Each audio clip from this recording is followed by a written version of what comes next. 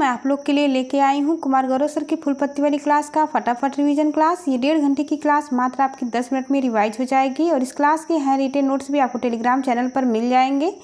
यदि आप चैनल पर नए हो तो चैनल को सब्सक्राइब अवश्य करें ताकि आपको नोटिफिकेशन मिलता रहे और इस क्लास का हैंड रिटेन नोट्स भी आपको टेलीग्राम चैनल पर मिल जाएगा। चलिए शुरू करते हैं। आज करंट अफेयर का पहला क्वेश्चन 8 नवंबर 2023, अंतर्राष्ट्रीय सौर गठबंधन का 95वां नवीनतम सदस्य कौन बना है? ये मोस्ट इंपॉर्टेंट क्वेश्चन है, आने वाले एग्जाम में अवश्य पूछा जाएगा।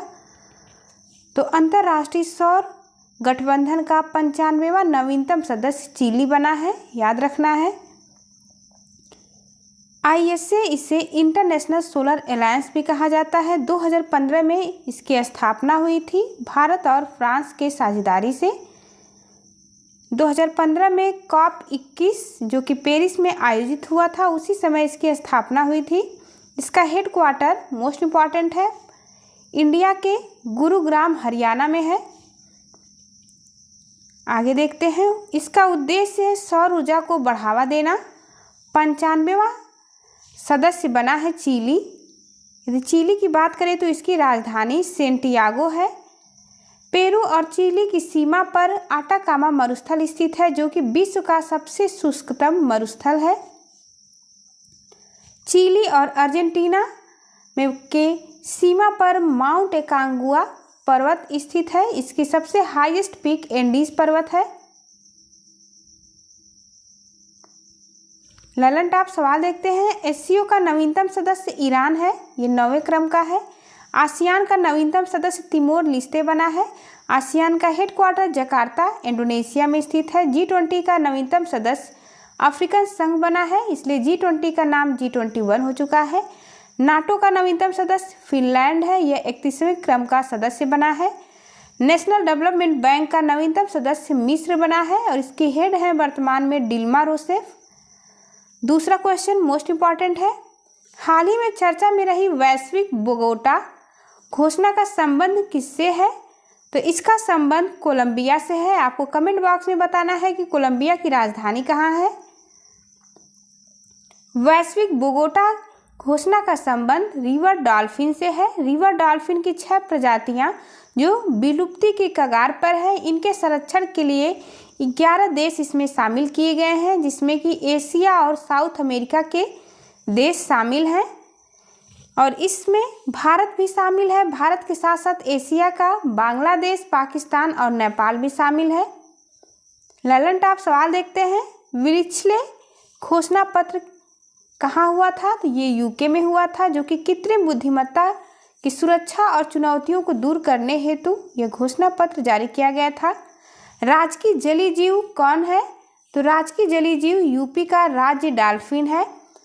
राष्ट्रीय जलीय डॉल्फिन दिवस कब मनाया जाता है? तो 5 अक्टूबर को मनाया जाता है, क्योंकि 5 अक्टूबर 2009 को गंगा नदी में पाए जाने वाली डॉल्फिन को राष्ट्रीय जलीय जीव घोषित किया गया था। इसी कारण से प्रत्येक वर्ष 5 अक्टूबर को राष्ट्रीय जलीय डॉल्फिन दिवस मनाया जाता है। अगला प्रश्न है, विषुवत रेखा क्या कोलंबिया से गुजरती है? तो इसका आंसर होगा यस, यानी कि विषुवत रेखा कोलंबिया से गुजरती है।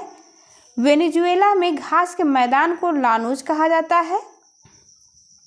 तीसरा क्वेश्चन, सुल्तान जौहर कप 2023 में भारतीय हॉकी टीम ने कौन सा पदक जीता है? तो भारतीय हॉकी टीम ने सुल्तान जौहर कप में ब्रॉन्ज मेडल जीता है।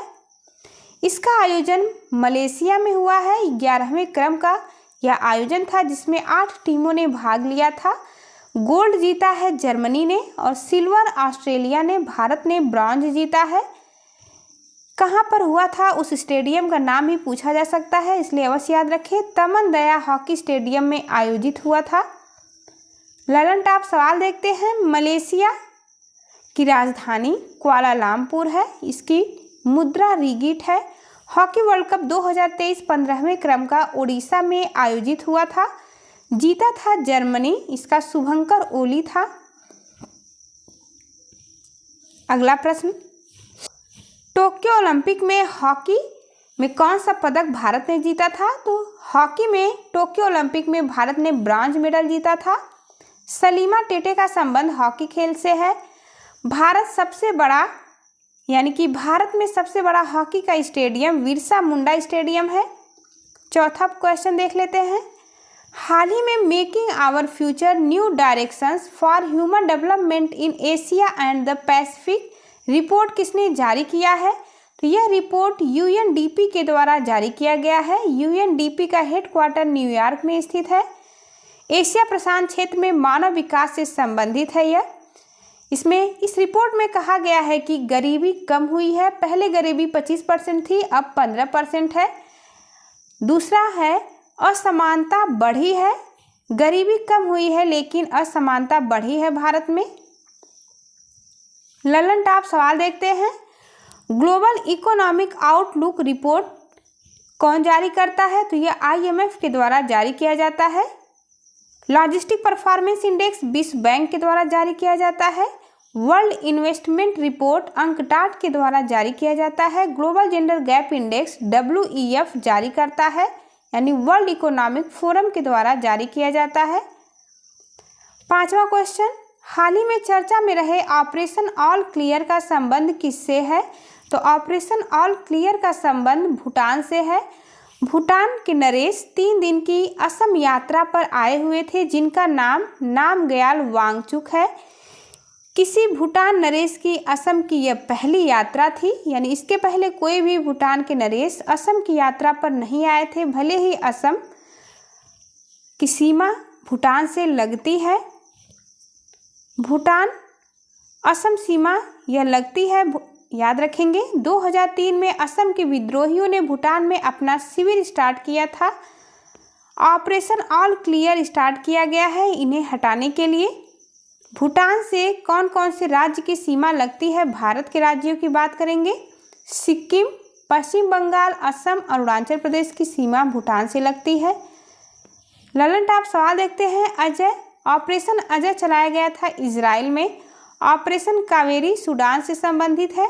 ऑपरेशन अलक्सा फ्लड यह हमास द्वारा इजराइल पर चलाया गया था। ऑपरेशन करुणा म्यांमार में चलाया गया था भारत के द्वारा। ऑपरेशन अमानत आरपीएफ द्वारा खोए हुए सामान की वापसी के लिए यह स्टार्ट किया गया है। ऑपरेशन मेघदूत सियाचिन युद्ध के दौरान चलाया गया था 1984 में।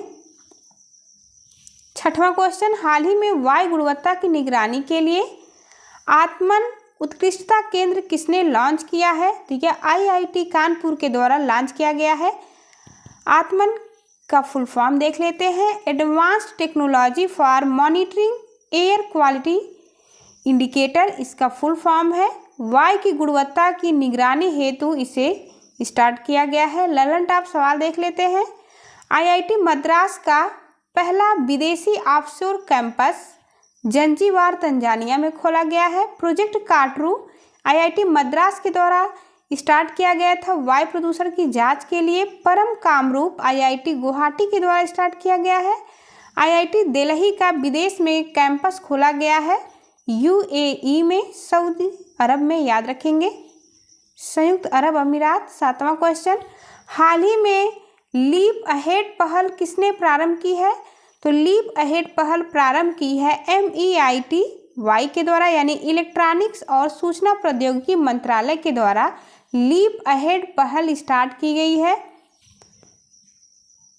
स्टार्टअप को बढ़ावा देने हेतु इसे स्टार्ट किया गया है। मेंटरशिप प्रोग्राम किया जाएगा, 3 महीने की ट्रेनिंग प्रदान की जाएगी।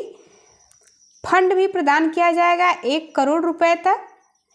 इसके मंत्री कौन है? तो मंत्री हैं अश्वनी वैष्णव। ललन टॉप सवाल देख लेते हैं। नेशनल स्टार्टअप डे 16 जनवरी को मनाया जाता है। 1 डिस्ट्रिक्ट 1 प्रोडक्ट यूपी की पहल है। सीएम ग्राम गाड़ी योजना यह झारखंड में स्टार्ट की गई है। लाडली बहन योजना मध्य प्रदेश की योजना है। अगला है हर घर गंगा जल आपूर्ति योजना बिहार में स्टार्ट हुआ है। ऑपरेशन दोस्त तुर्की में स्टार्ट हुआ है। अम्मा एंड बहिनी योजना सिक्किम में स्टार्ट किया गया है। एक पंचायत एक खेल योजना केरल का है। मिष्टी योजना मैंग्रोव वन के संरक्षण से संबंधित है। मिष्टी योजना इंपॉर्टेंट है, एग्जाम में पूछा भी गया है। 8वां क्वेश्चन, हाल ही में भारत में 100% FDI प्राप्त करने वाली पहली रक्षा कंपनी कौन सी है? तो यह रक्षा कंपनी की बात की जा रही है, ध्यान देंगे। रक्षा कंपनी में 100% FDI प्राप्त करने वाली पहली कंपनी साब कंपनी है। साब कंपनी स्वीडन की कंपनी है।